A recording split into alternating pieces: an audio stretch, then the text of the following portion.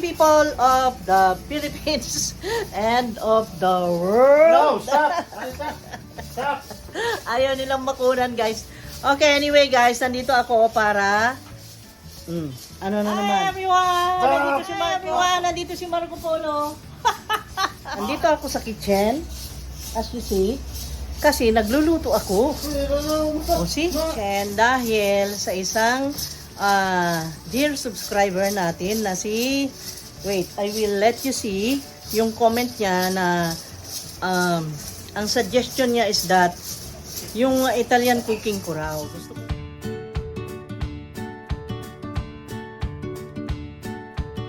Gusto niya, ulitin ko para masuggest ko raw yung magagandang brands na yung nagugustuhan kong brands siguro. Ito ang lulutuin ko ngayon, guys.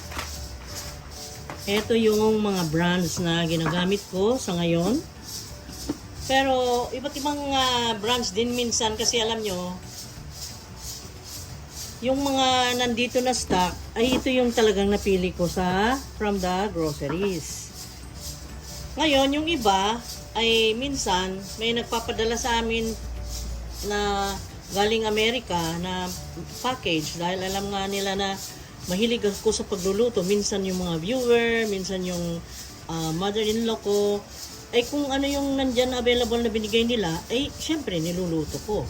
Pero yung preferred ko talaga na nandyan sa grocery na available dito sa amin, like for example sa olive oil, marami kasing klase ito. Merong Doña Elena, merong La Española, merong magkakaiba, ang dami. Pero ang pinili ko ngayon is that ito. Nakagawian kong bilhin ito pangatlong bote ko na dito sa La Española kasi, you know, noong nagmahal ang mga presyo, ay tinitignan ko yung presyo. Number one na tinitignan ko yung presyo, ay ito ang pinakamura doon. Kaya ito ang kinuha ko. Pero, not necessarily na presyo lang ang tignan mo. Kasi, tingnan mo rin yung quality. Pero anyway, ito guys, pakita ko sa inyo yung kulay ng olive oil na La Española ay katulad din ng iba. At lasa naman ding olive oil like this. Oh. Yan, ganyan oh, medyo malapot siya na yellow na matingkad na may pagka-green. Ito yung tinitignan natin na talagang olive oil siya. Doon sa kulay pa lang niya, yung texture niya ay talagang olive oil siya. Ito yung pinapanlagay ko sa salad at saka sa umaga pag nag-omelette ako, ito na ang ginagamit ko kasi alam mo, para may iwasan na magkasakit itong mga nandito sa bahay at kaming lahat. Okay, so yan ang oil ko. Pero pag pritong mga isda, ganon, vegetable oil, corn oil, ganon ginagamit ko.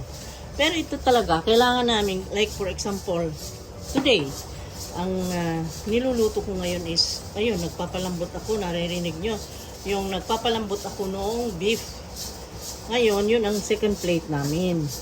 At gusto kong salad today, dahil beef yun, ay ito, tugmang-tugma sa beef. Maganda ito. Yung Baguio beans, yung string beans, di ba? String beans sa iba. Ito, ang ginagamit ko dito, pag gumawa ako ng salad, syempre ito ay i-boil ko. Pagkatapos mo-boil, ay syempre magagayat ako nitong tomatoes, ripe tomatoes, and then ipaibabaw ko dito. Then I will drizzle the olive oil, vinegar, salt, and pepper. Yan na ang salad namin. Very simple, di ba? Tapos lagyan ko lang sa ibabaw ng parmesan. Sa parmesan naman guys, meron akong gamit dito. Ito ang gamit ko na available dito sa amin dahil walang available nung Grana Padano. Kung ako ang papipiliin ng brand, kung meron kayong chance na bumili ng parmesan, ay yung Grana Padano. Yun talaga ang taste niya is that the original parmesan na galing sa Italy. Kaya, eto okay na rin. Okay na rin siya. Parmesan siya talaga. Original din naman. Pero, syempre, hinahanap-hanap, ewan ko, psychological na rin siguro. Kasi, ang Grana Padano talagang kilala all over the world na pinaka the best kumbaga, sa pagawaan ng Parmesan cheese. Ngayon naman, dito sa tomato sauce ko, ito lang dalawang ito ang nagkakapalit-palitan dito na brand. Not unless na may mga padala sa akin. Yun na nga, may mga padalang packages at merong minsan naawa sa amin dahil dito ay, yun nga, yung parang hindi masyado marami ang mga stocks dyan sa mga supermarkets ng ibang mga brands. That's why, syempre, ito lang lagi ang nandyan, Capri at saka yung Doña Elena. Pero masarap. Lalo na itong Doña Elena. Ito talaga suki ko dito.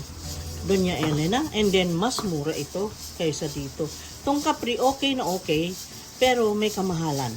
Yun. Pero parehas lang sila ng texture and then the taste. Pareho lang naman. Oh, so, dito naman sa pasta, ito yung pasta na ginagamit natin. Ginagamit natin. Yung pasta, guys, kung ako papipiliin, the best para sa akin is Barilla. Sa mga natikman ko kasi na mga pasta dito sa amin, meron kasi yung sa supermarket na nabibiling ang pangalan, Balducci ba? Balducci. Balducci yata. Ano yun? Malabsa. Pwede rin siyang al dente, pero meron siyang pagka-slimy, yung madulas, kainin. Ito hindi. Ang sarap ng texture nito. At saka hindi siya yung kahit na sumobra konti yung minutes ng pagluto mo, ay hindi mawawala yung pagka-al dente niya. Iba talaga ang Barilla. So, I will be cooking today the angel hair para mas mabilis. Ito yung mas pino pa sa spaghetti na normal. Manipis siya. Ganito oh.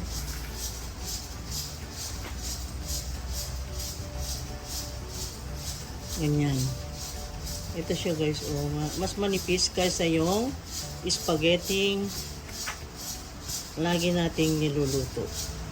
Ito ay kung sa Italian ang tawag nila dito is capellini. Yun. Capellini kasi ang ibig sabihin ng capellini is hair. Capelli is hair.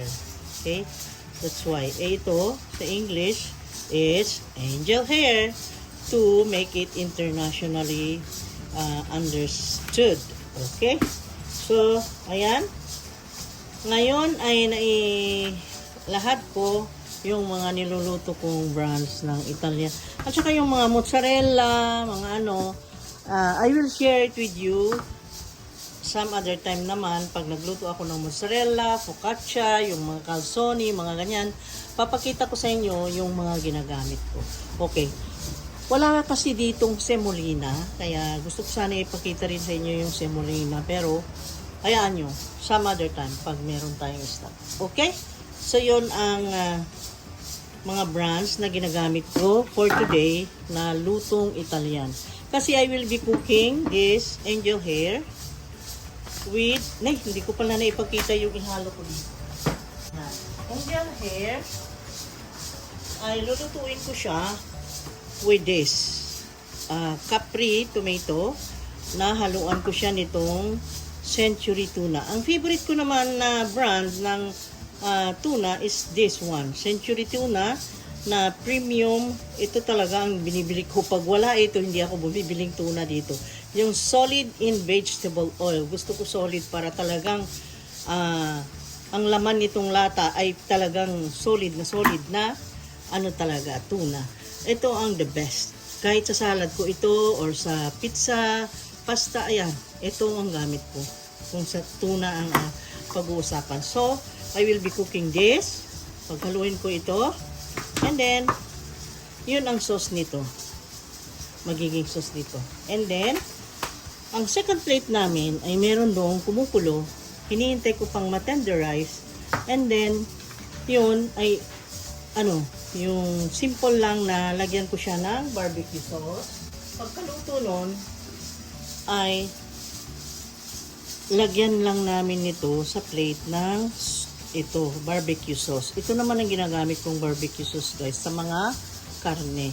Sa chicken, yan, kahit sa mga sausages, sa meatballs, burgers, nilalagyan din namin ng ganito. Masarap kasi ito smoky taste. Ang niya, taste niya, masarap. Malapit na namang maubos. Eh, wala rin ganito dito. So, laging Cebu lang talaga kami nakakabili. Okay. So, yan ang mga brands na ginagamit ko. So, yung beef na yon, beef chunks, ay lagyan ko lang ng ganito. I will serve and then lagyan sidings namin ito, yung salad. Okay? Yung salad na Baguio beans, i-blanch lang natin, then tomato, then drizzle with the olive oil, this one, the vinegar, yung normal na vinegar lang ang ginagamit ko, yung, alam nyo siguro yung sukang favorite ko. Ito naman, ang favorite ko na suka, dato puti. And then, kung wala ito, yung sugar cane, di lang ako nakabili. Favorite ko rin yun. Okay? And then, sa mga pagluluto ng mga prito-prito, dahil na-mention ko, ito naman ang favorite ko, guys. Yung Susan Baker na corn oil. Ayan. Yan naman, ang para sa prito. Okay? So, ayan. At sana ay nakapagbigay akong answer doon sa suggestion na ginawa ni sino ba yung gumawa? Teka lang.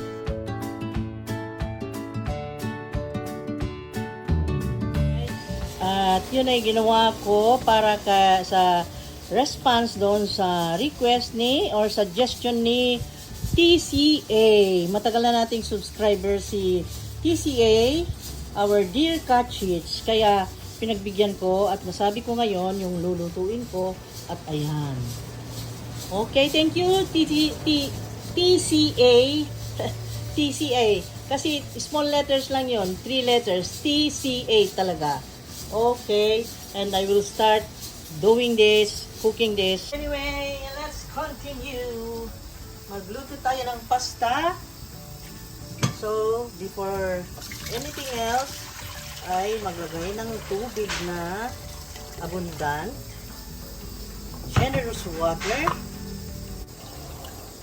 Ayan. Lagay tayo ng asin. Siyempre, tansyahin yung malang na asin. And then, takpan. Takpan natin. And then, sindihan ang kalan. Okay. Sindihan na. Ayan, nakita mo.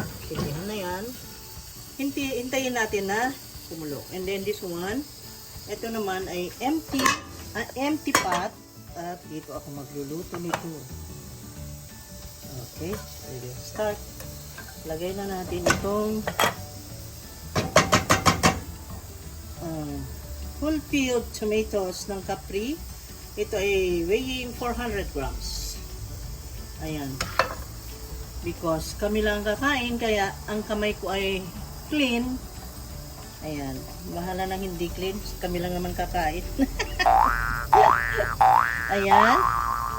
O, diba? May lamas-lamas pa. Andyan na yung pagmamahal mo. Nilamas-lamas mo na siya para sumarap yung lutuin. Of course, the garlic, no? Yung garlic, no?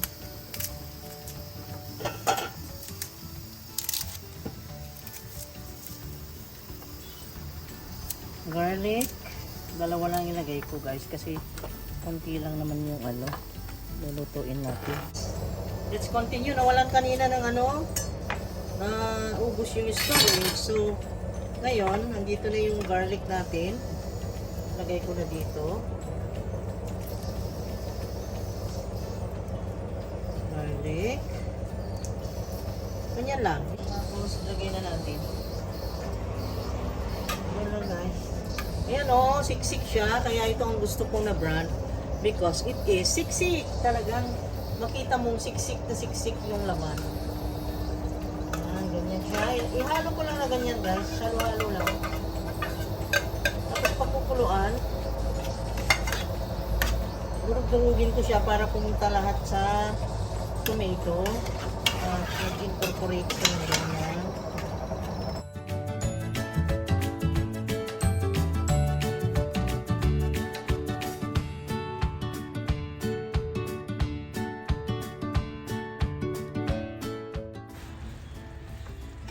Madali lang maluto ang sauce. Ayan. Nasa sa inyo kung gusto nyo ng yung saucy na mabasa-basa. Ako, pagkakulo ng ganyan, inuurasan ko lang ng 3 minutes, pinapatay ko na. Yung maglalasa pa rin yung lasa ng asim ng tomato, yun ang gusto namin. Kaya patayin ko na. Nabilangan ko lang ng 3 minutes. Pinakulo ko lang ng maigi yung sauce. So, this is done. Takpan ko na muna. At hintayin na natin yung pasta. Okay? Yung mga ating beef, ay check natin. Natin kung ano nangyari sa beef. Wow. Sana malambot na. Oh, it's tender na. Oh, see? Kita mo, it will melt in your mouth. Ang lambot-lambot niya, oh. Ngayon, ito ay gagayatin ko lang ng mga enough lang na tig-isa kaming hiwa at lagyan ko na ng barbecue sauce. At iparis natin sa Baguio beans. Ay, ganyan lang eh. Okay na eh. Kamsado ang sarap. Okay, let us wait for the pasta to boil. Tara pa. So, for the meantime, na hinihintay natin yan, ay prepare natin yung Baguio beans. At ganito lang ang pag-prepare nito guys. Pantayin ko lang yung pinaka-edges. Tapos tanggalin ko lang, ganyan. Pantayin ko rin sa kabila. Tanggalin ko lang. Then, itapon. Ayun. Ayun, ganun lang. Yung mga edges lang niya, ang putulan. Kasi, yung parte niya eh, matigas-tigas. Ayan. Ganun lang. Easy. So easy. Diba? Diba? Ganyan lang.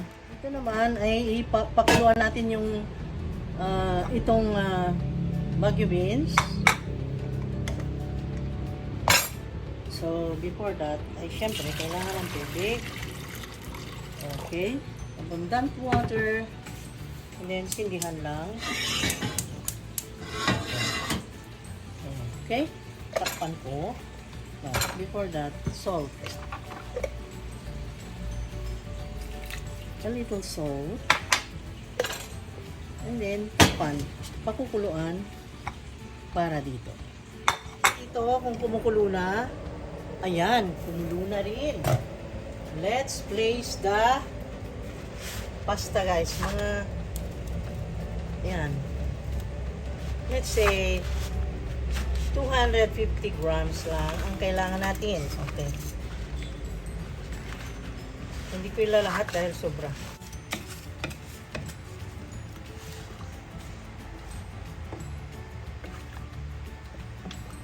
Ilagay na natin ang pasta. Ito yung angel hair, hindi ito yung spaghetti na lagi nating niluluto at nakikita sa mga fast food guys ha. Ito yung mas manipis. Mas papayat. And then, next is, kumukulo na rin ito. Look at this. Kumukulo na rin yung para sa gulay natin. Oh, ayan. So, lagay na rin natin ang Baguio beans natin. Ayan.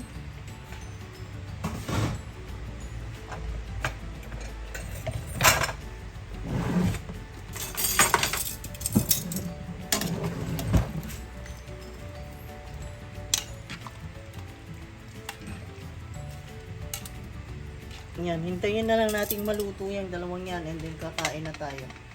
Ito, olive oil parmesan. Po sa ating paglagyan ng yung naluto natin na Baguio beans, ay ilagay natin dito sa malamig na tubig kung pwede nga mayroong ice eh. Pero dahil wala akong ice, just like that, para ito kasi malamig-lamig eh. Paghain ko noon, ilagay ko dito para hindi siya sasama ang kulay at para siya ay magiging crunchy pa rin. Okay? Ayan. Ready na the pasta! Yay! Ilagay na natin dito. Okay. Ganyan lang kasimple. Oh. Dive in the tomato sauce. Wait, sila. Ayun. So, now, let's eat. Ayan na. Tapos na. Okay. Okay na ito. Ilagay ko na sa table. Haluin lang. And then, papasok pa ha. And then, wala, nakaapoy pa. Apa oh, alis na. Baka mapasok pa ha.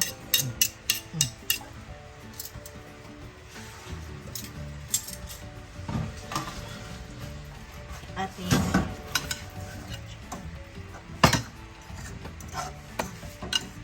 mag-reveals dito para hindi siya malagsa. Ito na yan. Ilagay ko na para di mag-brown. Ilagay natin yan sa malamig na tubig. Yan. That is the secret. Ganun lang. Jigret.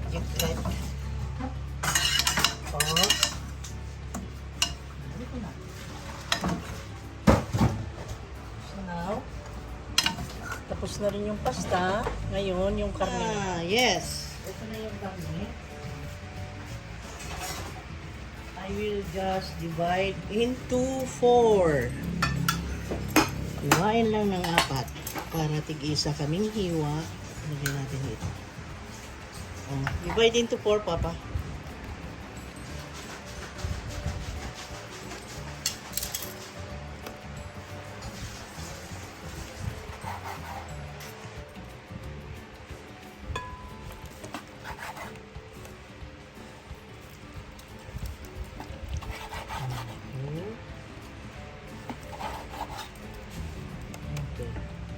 Nilagay doon.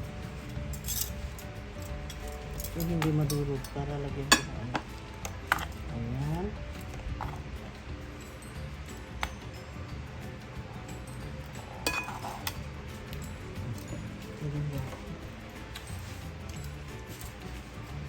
Ngayon, ito naman ay lagyan na natin ng ating ito guys. Ito na yun. See? This is my brand of barbecue sauce. Lagyan lang natin na ganyan. Dahil tig-iisang.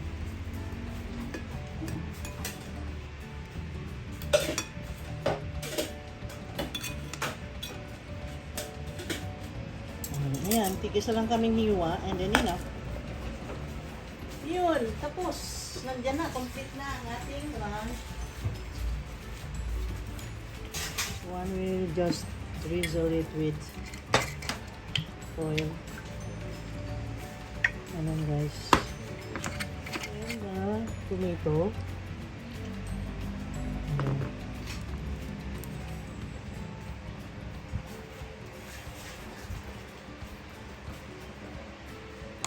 Ayan. And parmesan.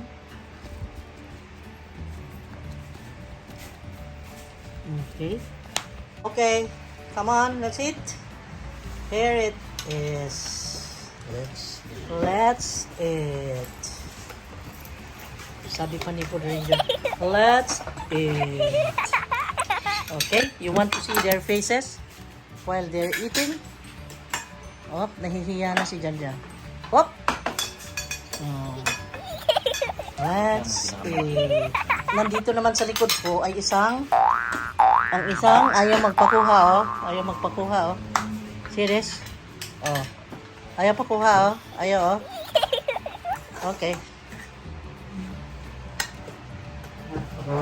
Okay, eto na. Ay, salamat. Natapos ko yung aalay ko itong video ito para kay TCA na nag-suggest nito. At kung may mga suggestion pa kayo dyan, just tell me guys and then comment down below. I am glad to do it for you pag kaya lang, okay? Kung kaya ko lang, why not? Okay, so let us now eat. This is so yummy. I will let you hear how I eat this Angel hair pasta with tuna. Ang laki naman itong subo. Un bocconcino. Hmm. Hmm. Hmm.